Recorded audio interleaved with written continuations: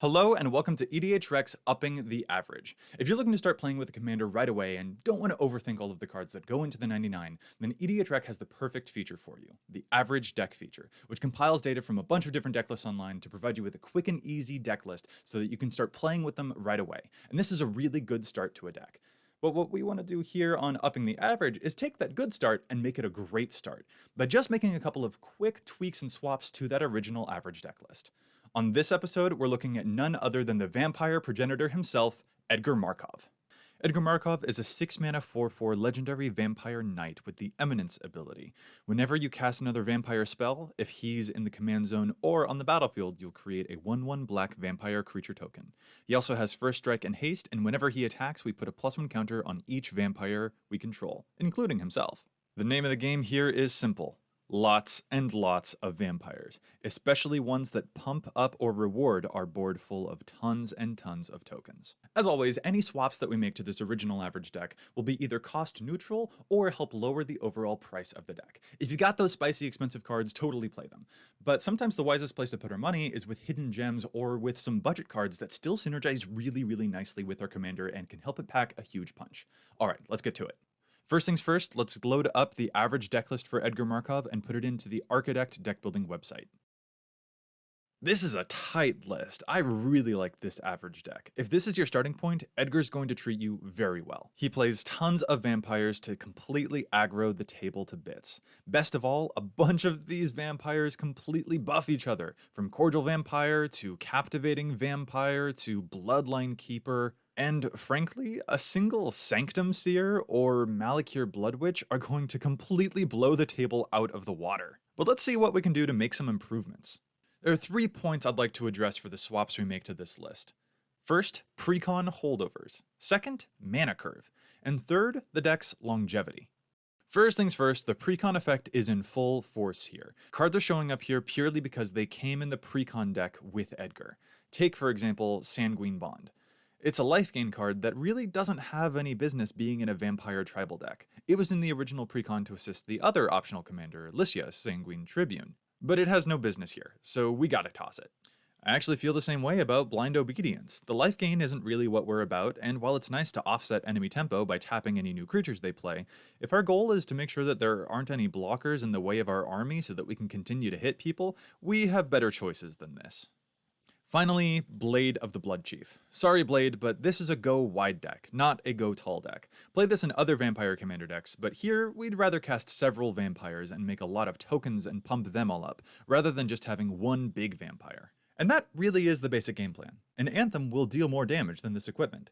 Say you play a 1-drop in turn 1, which makes a token, and then on turn 2, play a Legion's Lieutenant, making another token, and letting us attack for 4 with our first 2 creatures. Next turn, drop a Stromkirk Captain, another buff. Now we're attacking for 12. And that probably sounds like Magical Christmas Land, but have you seen how many of these creatures pump each other up? Lords and other pump effects are much more desirable for us here. And speaking of which, I actually have 2 cards to add in this category. First is Thirsting Vampire. This came from a starter deck that most folks probably don't know about, so it's very underplayed, and it makes a nice impact on a board full of little vampires. Second, Mirror Entity. As a changeling, it counts as a vampire, and if we have any extra mana lying around, boy howdy, can you bet that those tiny vampires aren't going to be tiny for all that much longer. Even just paying 3 mana into this ability turns the base 1/1 creatures into base 3/3s, which still get buffs from other anthems and other lords.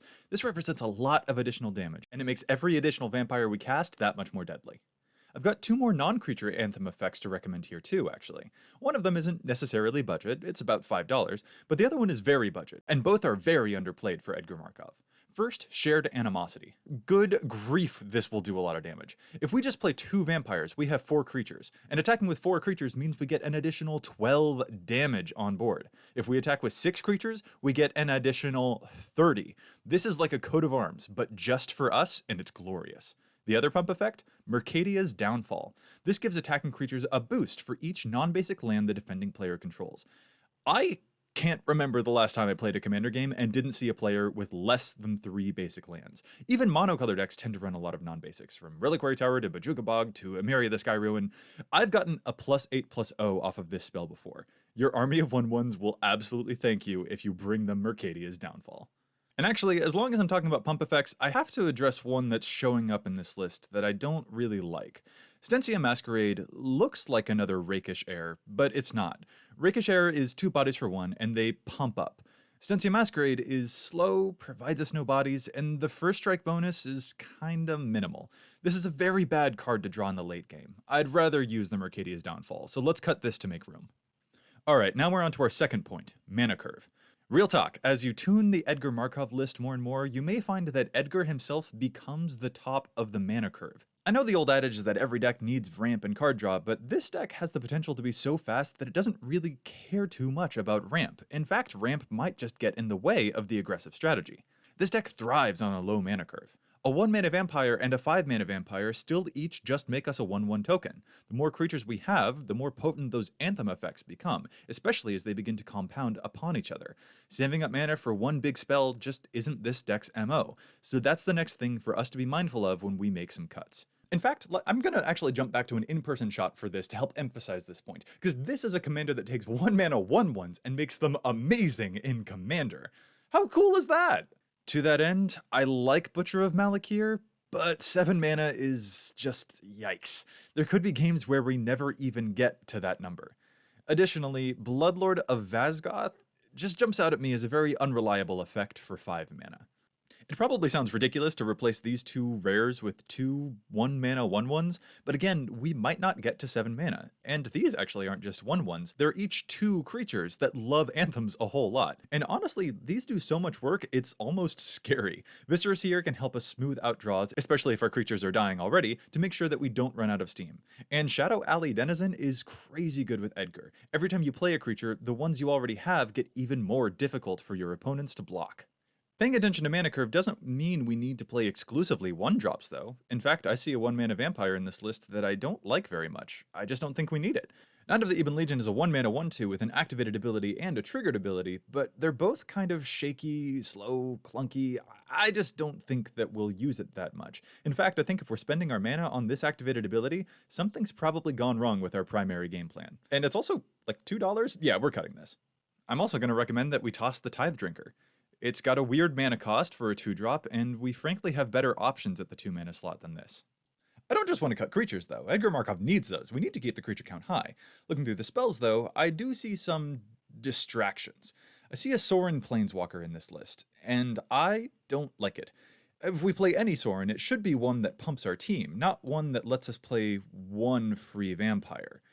The more this deck gets tuned, the cheaper our vampires will get, and the cheaper the vampires are, the less useful this one is.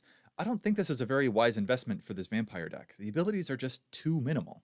Additionally, Utter End and Return to Dust are both 4 mana. I think that's kinda tough for spot removal spells. Every little bit of mana matters when you're casting a bunch of quick 1 and 2 and 3-drop vampires. We have other spells that we can cast at this mana cost that will have a much greater impact given our game plan. So what are we replacing these with? Well, this actually brings us to our third and final point, longevity. This is not a deck that wants a long game. We need our enemies dead ASAP. The longer the game goes, the more chances they'll have of establishing a card advantage engine that will outpace us, and of finding a board wipe that sets us back to square one.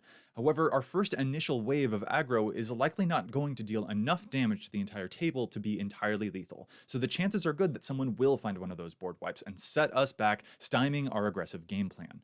We need to make sure that we're not just stuck top decking after that point, finding some way of keeping our engine going or recuperating our losses. The average list is sorely lacking in card advantage and recuperation. There's stuff like a Read the Bones or an Ambitions Cost, which came in the precon, and those suit us well, but its twin Ancient Craving doesn't seem to be here, which is weird. Side note, Ancient Craving sounds like it would have been rad to have vampiric artwork for. Sorry, I'm sidetracked. There's also some other card advantage stuff, such as Champion of Dusk or Vanquisher's Banner, Skull Clamp, but that's not quite enough. This deck hits hard, which means we can't let it run out of steam. We don't need to draw a bazillion cards, but we do need to make sure we're drawing enough to keep the pain and pressure on our opponents. Thus, I am dropping all of these into the mix. Night's Whisper is quick, succinct, and draws 2 for 2. Painful Truths is 3 for 3. Bolas' Citadel is a card that I will spend 6 mana on because it will single-handedly flood the board with an unrelenting army. And it won't even cost much life to do it since our vampires are quite cheap. Oh, and if you like Champion of Dusk, you'll also like Edgar Markov's new best friend, Minions Murmurs. This will fill your hand right up. This also means that I'm going to recommend cutting the Demonic Tutor in the average list. As always, play the pricey cards if you got them, but if you're just starting off, don't worry about them. Minions Murmurs can draw you like 8 cards in one go, and that's tons of value. In fact, here are 2 of the next most expensive cards. These are good if you got them, but if a $15 Anointed Procession seems like a lot, play that Ancient Craving. If $12 for a Twilight Prophet seems kinda dicey, try a good old-fashioned Siphon Mind instead. I think something like Twilight Prophet can be a very wise upgrade, but I don't think any of these cards are necessary, and in their absence, to best emulate their effects, we can fill the deck with card advantage. These pricey cards put pressure on enemy life totals, but card draw effects in this deck help us find more vampires, which also puts pressure on enemy life totals. So they're perfectly fine swaps. An expensive card I will leave in the original deck list is Teferi's Protection. Not because it's amazing, I mean, it is amazing, but the reason I'm leaving it here is because it came in the original Edgar Markov precon. But a Boros Charm or an Unbreakable Formation are perfectly good replacements for protecting our army.